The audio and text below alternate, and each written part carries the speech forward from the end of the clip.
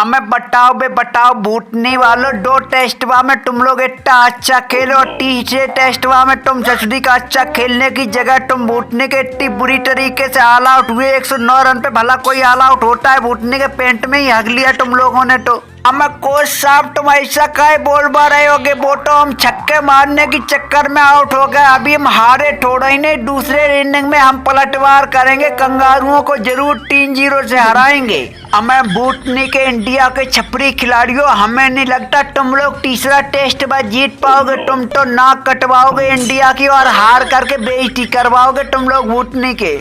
हमें नहीं धोनी भाया, ऐसा कभी नहीं हो सकता। जब तक किंग कोहली टीम इंडिया में खेलेगा तब तक कंगारुओं की हिम्मत नहीं होती जो इंडिया से जीत कर चले जाए। हम तो बूटनी का पलटवार करेंगे। वो तो हमको 22 रन पे टॉड मर्फी ने आउट कर दिया, नहीं तो हम 50 ठोक ही देते बूटनी वालों के खिलाफ। मैं बूटनी वालों, इसीलिए हमने तुम लोगों से बोला था थोड़ा प्रैक्टिस कर लो, लेकिन ससुरी का तुम लोगों को 10 दिन की छुट्टी मिल गई थी ना, तुम लोग घूमने में लगे थे। बूटनी की प्रैक्टिस कौन करे था? पुज्जू भाया तुम बताओ, तुम कैसे 1 रन पे आउट हो गए बूटनी के? मैं क्या बताएं द्रविड़ चाचा, नेथन लाइन की बॉल तो इतनी घूमी हमको पता ही नहीं चला कब हमारे विकेटों में आकर के गोल गई और 1 रन पे हम आउट होकर के बूटनी पवेलियन चले गए। हमें बूटनी वालों, तुम लोगों के साथ में ऐसा ही होगा। जब तुम लोग प्रैक्टिस करोगे नहीं, तैयारी करोगे नहीं, तो 1-2 रन पे तो ऑल आउट हो गई बूटनी वालों। आइए तू बता, तू बूटनी के 0 पे कैसे आउट होकर के पवेलियन चलाया? 2 मैच में हो गए, एक भी बल्ला नहीं चला तेरा तो ससुरी के।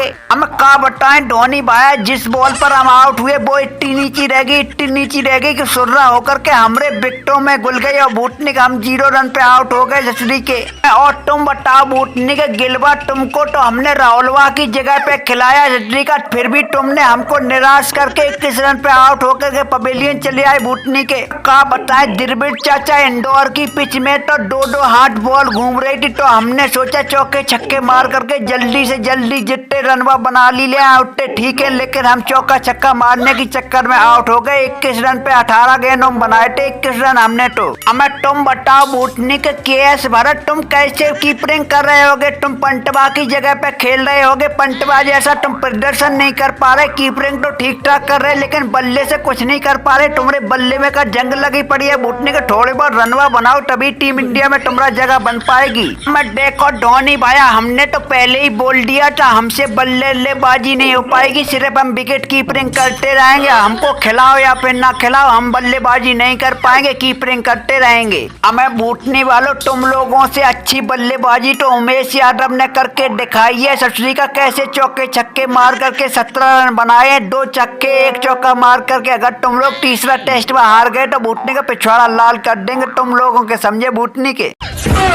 भैया तो मेरे चैनल को सब्सक्राइब नहीं कर रहे हो, हम तो रहे सब करो यार, क्या कर रहे हो?